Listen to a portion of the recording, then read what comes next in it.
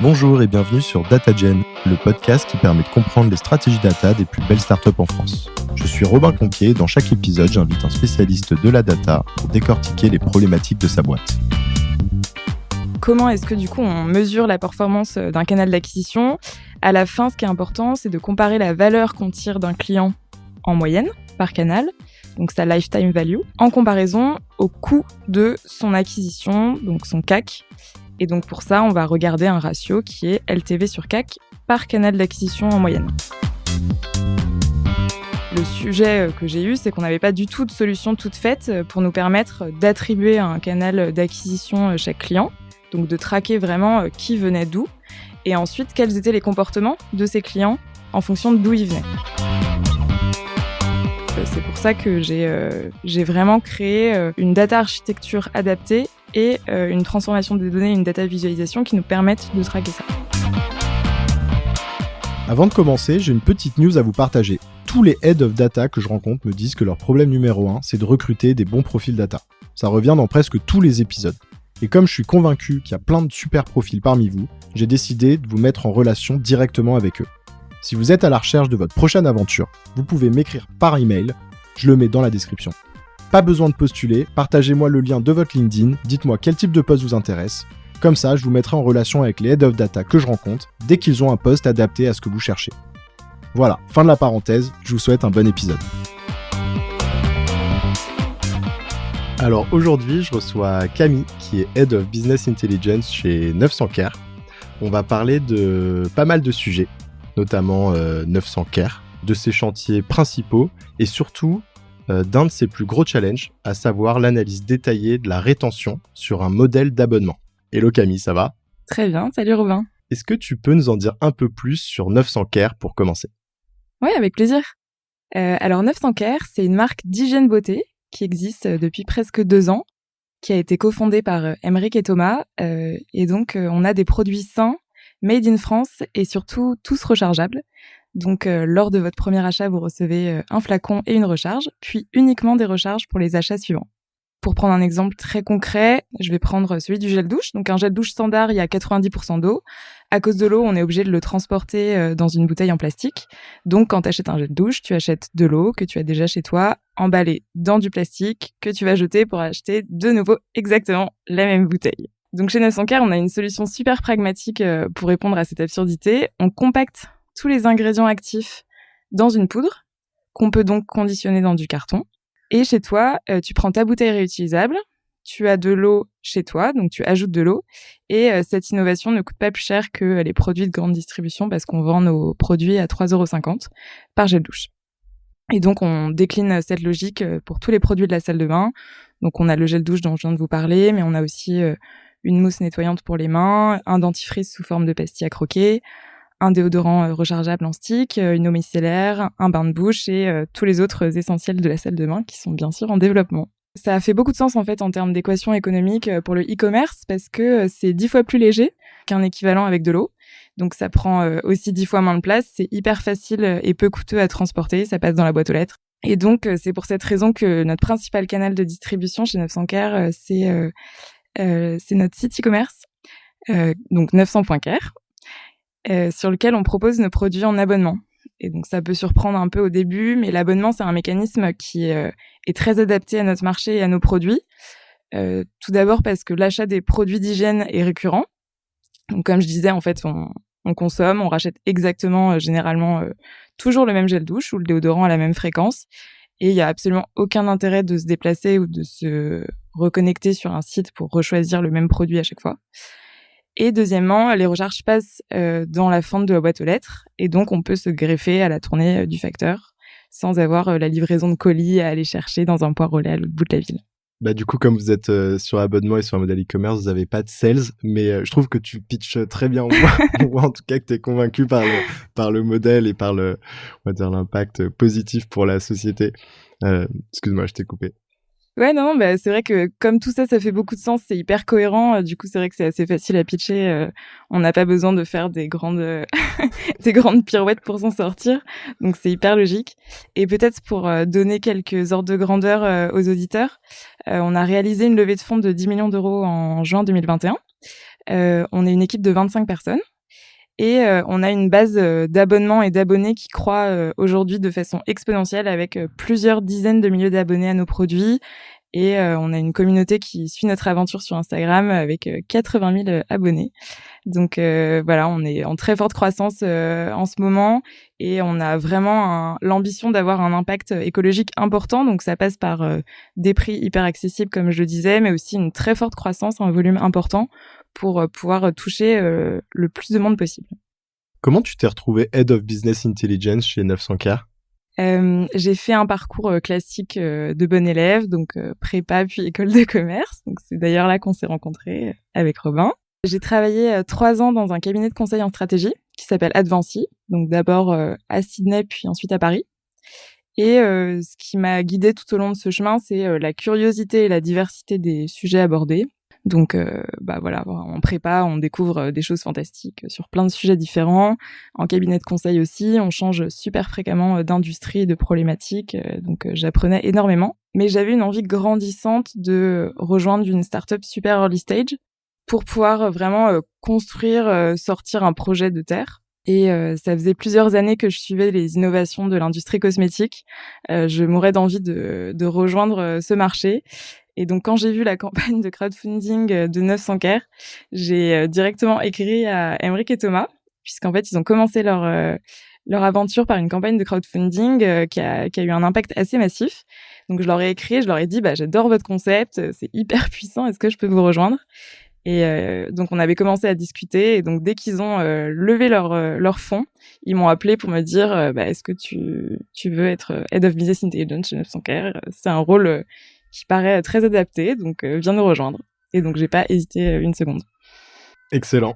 Et justement, on va rentrer un peu plus dans le sujet de ce rôle. Quels sont tes plus gros chantiers en tant que Head of Business Intelligence ? J'ai plusieurs casquettes qui sont assez différentes finalement, mais le point commun de toutes, c'est que ça, à chaque fois, c'est très chiffré.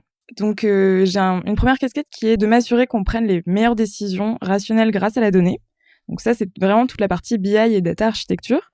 Donc sur la data architecture, il suffit de collecter, transformer les données. Donc là, je travaille avec des freelances parce que je n'ai pas de compétences techniques pour cela. Et ensuite, on a une partie de data insight. Et donc là, c'est assurer un reporting pour suivre notre performance, faire des analyses ad hoc pour optimiser notre performance, etc. Ma deuxième casquette, c'est celle de coordonner les clôtures comptables, de m'assurer qu'on ait un reporting financier qui corresponde à notre business. Et je surveille le cash flow, les évolutions de marge, donc vraiment un pôle finance que je gère également. Et enfin, j'ai un rôle qui pourrait se rapprocher de celui de Chief of Staff dans d'autres structures, c'est celui d'aider les fondateurs dans tous les sujets stratégiques, les préparations de board, les sujets un peu chauds du moment qui peuvent les occuper. C'est hyper intéressant parce que d'ailleurs on en avait déjà parlé, mais c'est la première fois effectivement que je vois un rôle de Head of Business Intelligence, tu vois, qui est aussi transverse. Et je pense que c'est aussi dû au fait, comme tu le disais, que tu les as rejoints à un niveau extrêmement early, et donc qu'effectivement seulement la première casquette te prendrait pas 100% de ton temps. C'est ça qui me plaisait aussi beaucoup dans le fait de rejoindre ce projet, c'est que du coup ça me permettait de continuer à être aussi très généraliste, d'apprendre encore beaucoup de choses sur des sujets très variés. Et donc finalement je recherche pas forcément à être experte d'un sujet, mais au contraire j'aime beaucoup débroussailler, défricher les sujets. Et donc ça me plaît d'avoir un scope assez large dans mes responsabilités. Aujourd'hui on va parler du plus gros challenge que tu as rencontré depuis ton arrivée chez 900K, à savoir l'analyse détaillée de la rétention sur un modèle d'abonnement. Donc, je l'ai évoqué rapidement en intro. Je pense que l'audience doit se demander de quoi on va parler, donc c'est cool, tu vas pouvoir nous détailler un peu ça. Est-ce que tu peux nous donner du contexte autour de ce challenge ? Oui, bien sûr. Donc, comme je vous le disais précédemment, on veut vraiment avoir un impact écologique important. Et donc, pour cela, il faut que beaucoup de personnes utilisent nos produits. Et on est dans un contexte de très forte croissance, donc ça veut dire qu'on veut acquérir beaucoup de clients chaque semaine et on dépense pour ça beaucoup d'argent. Donc on est vraiment dans une logique de test and learn. On a lancé simultanément beaucoup de canaux d'acquisition très différents.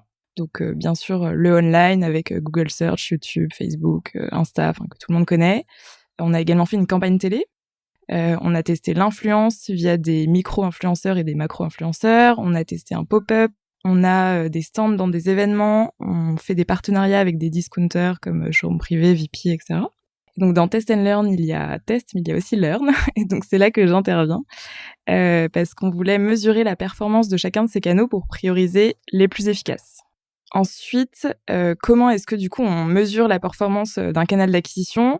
À la fin, ce qui est important, c'est de comparer la valeur qu'on tire d'un client en moyenne par canal, donc sa lifetime value, en comparaison au coût de son acquisition, donc son CAC.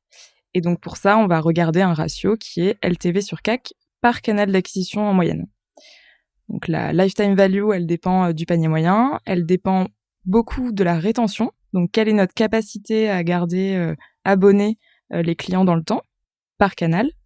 Et ça fait beaucoup de sens de regarder le panier moyen et la rétention par canal, parce qu'en fait, on observe des comportements qui sont très différents en fonction des canaux. Et donc, le sujet que j'ai eu, c'est qu'on n'avait pas du tout de solution toute faite pour nous permettre d'attribuer à un canal d'acquisition chaque client, donc de traquer vraiment qui venait d'où, et ensuite quels étaient les comportements de ces clients en fonction d'où ils venaient. Et donc, c'est pour ça que j'ai vraiment créé une data architecture adaptée et une transformation des données, une data visualisation qui nous permettent de traquer ça. Donc l'objectif, c'était effectivement de pouvoir analyser finement la rétention par canal d'acquisition. Donc je suppose que le résultat à la fin, c'était un dashboard, mais est-ce que tu peux nous expliquer comment vous y êtes pris étape par étape ? Ouais, alors avant d'avoir un dashboard, on avait d'abord un gros modèle Excel avec beaucoup d'onglets que j'ai animé, mis à jour à la mano régulièrement pendant 3-4 semaines. Donc l'idée, c'était d'abord de se faire une conviction rapide, donc avec une analyse one-shot, et ensuite de préparer le terrain pour automatiser cette analyse, parce qu'en fait, c'était extrêmement pénible à mettre à jour. Il y avait des sources de données très variées, donc le canal d'acquisition, j'avais beaucoup de sources de données avec des résultats de questionnaires post-achat, le code promo utilisé, parfois le nom du produit. J'avais des indications sur les caractéristiques de la commande via Shopify, et j'avais toute l'analyse de cycle de vie de l'abonnement via Recharge, qui est une app qui est pluguée à Shopify et avec laquelle, du coup, on gère et on peut suivre tous les cycles de vie des abonnés. Et donc, c'était déjà un modèle Excel très complexe, qui était donc impossible à mettre à jour toutes les semaines pour une durée longue. Mais c'était important pour moi de passer par cette étape de mettre les mains dedans et de comprendre exactement quelles sources j'allais utiliser, comment j'allais cleaner la data, comment j'allais la transformer et ensuite quel calcul j'allais faire pour atteindre le résultat que je voulais atteindre. Ouais, en fait, c'était un petit peu le proof of concept d'un projet dashboard, mais effectivement, je pense que c'est la meilleure manière de procéder, parce que si tu fonces directement dans de l'automatisation avec un dashboard, en fait, tu vas pas avoir suffisamment de knowledge pour le faire correctement, et le fait de le tester pendant 3 semaines, tu t'assures aussi que ça apporte vraiment de la valeur, que c'est possible, donc ça fait clairement sens. Côté technique, qu'est-ce que vous avez mis en place ? Parce que tu mentionnais effectivement que tu n'avais pas forcément de compétences techniques et donc que tu travaillais avec des freelances. Je suis curieux que tu nous expliques un peu comment vous êtes organisé pour délivrer ce projet.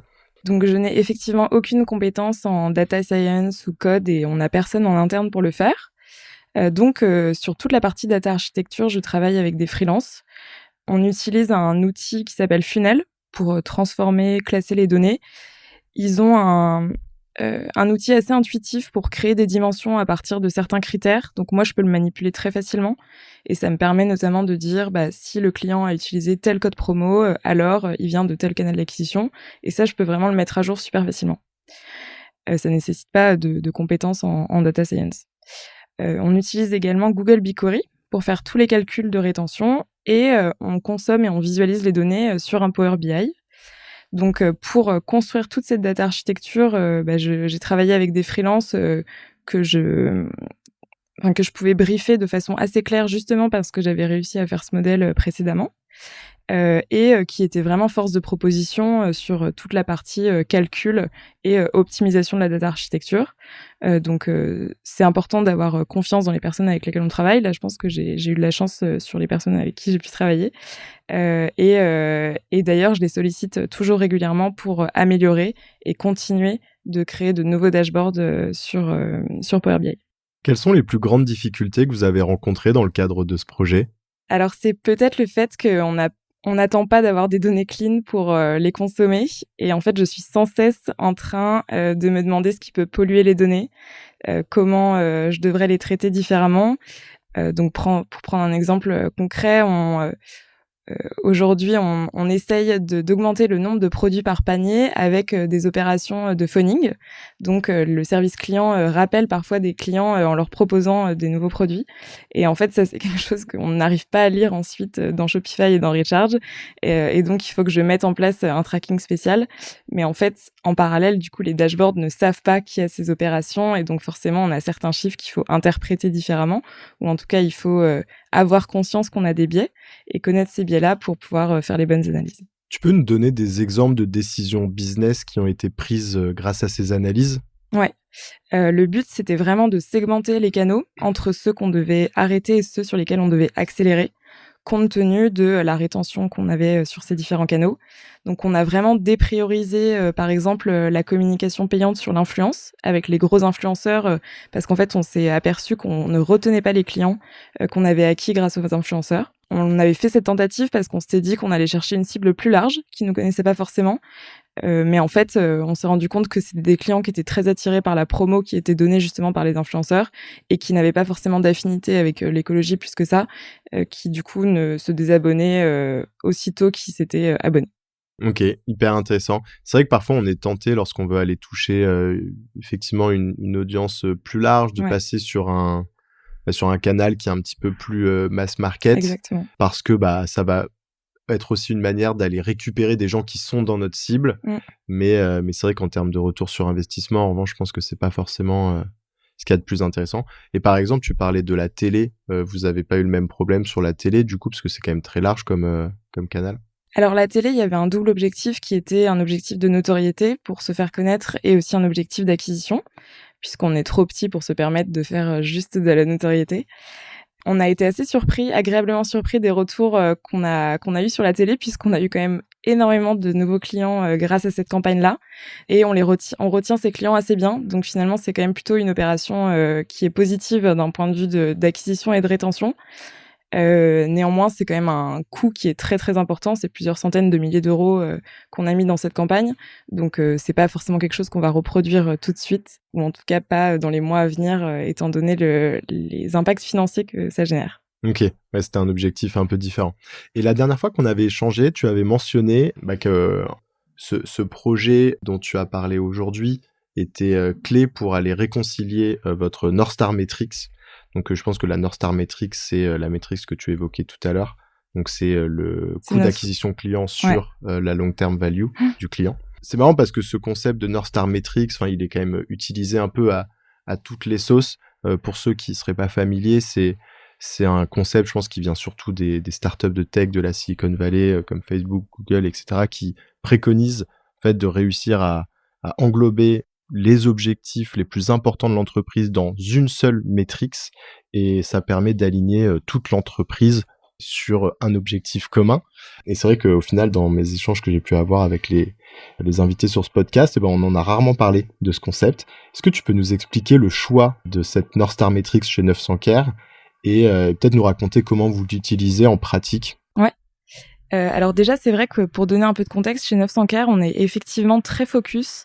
On a des OKR, donc on a des OKR pour la boîte en général, et ensuite chaque département a ses OKR aussi, et on suit vraiment donc les objectifs et key results toutes les semaines. Donc ça, c'est vraiment pour nous important parce que ça nous permet de focaliser notre énergie et notre argent au bon endroit pour des choses qui ont de l'impact pour nous aujourd'hui. Et ça permet aussi de savoir où est-ce qu'on en est par rapport à notre BP. Donc aussi de se rendre compte de la cadence, de célébrer les victoires quand on dépasse les objectifs et d'éventuellement mettre un coup d'accélérateur quand on est un peu en retard. Et donc effectivement, une de nos North Star Metrics, c'est le nombre d'abonnements et le nombre d'abonnés. Et en fait, on sait exactement chaque semaine à combien on est, quel est l'objectif du mois, et on le partage toutes les semaines en kick-off. Quelles sont les prochaines étapes, justement, en termes de business intelligence au sens large chez 900 Care? Pour la data et la BI, c'est de continuer à avoir une data qui est vraiment orientée prise de décision business. Donc, on est notamment en train de regarder l'upsell. Donc, c'est comment faire en sorte que un abonné puisse avoir plusieurs abonnements. Et donc, on teste des différents mécanismes pour proposer à nos clients d'adopter toutes les solutions 900 Care. Et il faut que je traque ça. Ça pourra faire l'objet d'un deuxième podcast pour donner un exemple. Mais voilà, c'est aujourd'hui l'idée, c'est vraiment de construire toujours une architecture qui est vraiment super efficace et orientée prise de décision. Et je me demandais du coup si vous commenciez à envisager, par exemple, d'internaliser certains postes. Si oui, un peu à quel moment et quels seraient les éléments qui déclencheraient le fait que vous pensiez à structurer peut-être un département un peu plus global, comme par exemple on voit dans d'autres entreprises. Est-ce que c'est juste le moment où toi tu sors le drapeau blanc et tu cries à l'aide parce que t'es sous l'eau, ou est-ce que c'est je sais pas, ouais, si vous en avez déjà parlé. C'est forcément contraint par l'argent. Donc forcément la taille de l'équipe ça a un impact financier, donc je le sais parce que je gère également la finance dans mon scope, et donc peut-être qu'effectivement on aura l'occasion d'agrandir le département stratégie, BI, data architecture un peu plus tard, mais aujourd'hui je pense que en fait on n'est pas on peut vraiment prendre les bonnes décisions et avoir une bonne lecture de nos chiffres juste avec en fait juste en se concentrant sur l'essentiel. Je pense que c'est aussi important, et finalement c'est assez précieux de pouvoir se dire qu'on a peu de moyens, et donc quand on a peu de moyens, finalement du coup on se pose aussi la question de qu'est-ce qui est le plus important pour nous aujourd'hui à traquer, et c'est pour ça aussi qu'on a des OKR pour être sûr de concentrer justement nos ressources au bon endroit. Après je suis assez satisfaite de l'équilibre entre freelance et interne aujourd'hui. Je pense que c'est pas soutenable d'avoir que la data en externe, parce que justement j'apporte à mon avis vraiment la compréhension business et les besoins qu'on a chez 900, qui sont vraiment pas semblables d'une startup à l'autre. Donc je pense que c'est quand même très important d'avoir cet équilibre-là. Mais aujourd'hui, les freelances, ça permet aussi d'avoir des gens qui sont très très compétents et donc d'avoir des experts sur leur sujet. Donc je pense que c'est des personnes qu'on aurait quand même du mal à recruter en interne, peut-être parce que aussi du coup eux ils acquièrent leurs connaissances parce qu'ils peuvent travailler sur plein de sujets différents, et donc ils peuvent être force de proposition parce qu'ils ont vu aussi autre part avant ces cas de figure-là. Écoute Camille, on arrive sur les dernières questions. On a pas mal débordé, donc je te propose qu'on les fasse en questions-réponses. Okay. Est-ce que tu as une recommandation de contenu à partager à nos auditeurs ? Oui, alors en termes de podcast business, j'adore Entreprendre de la mode de Adrien Garcia, c'est vraiment très concret. Et en termes de podcast politique intellectuel, je suis assez fan du Nouvel Esprit Public de Philippe Meyer. Ok, je connaissais pas, je vais aller découvrir ça. Qu'est-ce que tu aimes dans la data ? Si on fait des calculs pertinents et qu'on est sûr de ces données, c'est assez irréfutable. Donc quand il s'agit de prendre une décision, je trouve ça confortable de pouvoir s'appuyer dessus. Qu'est-ce qui t'a le plus fait progresser ? Je pense que c'est de mettre les mains dedans, parce que quand j'ai aucune compétence technique, et donc j'avais quand même gratté la terre pour construire du coup ce modèle dont on a parlé aujourd'hui, et ça m'a permis d'avoir les discussions techniques et même de challenger certains choix techniques qui étaient faits parce que j'étais justement rentrée dans le détail. Donc je pense que c'est important de mettre les mains dedans. Écoute Camille, on arrive sur la fin. Merci beaucoup en tout cas d'avoir partagé sur le podcast, et à bientôt. Ouais, merci beaucoup Robin. Merci d'avoir écouté cet épisode. Avant de conclure, j'ai un petit service à vous demander. Si ce n'est pas déjà fait, est-ce que vous pourriez mettre 5 étoiles et un petit commentaire sur Apple Podcast ? C'est ce qui m'aide le plus à faire connaître DataGen et donc à attirer des invités exceptionnels. Merci et à bientôt.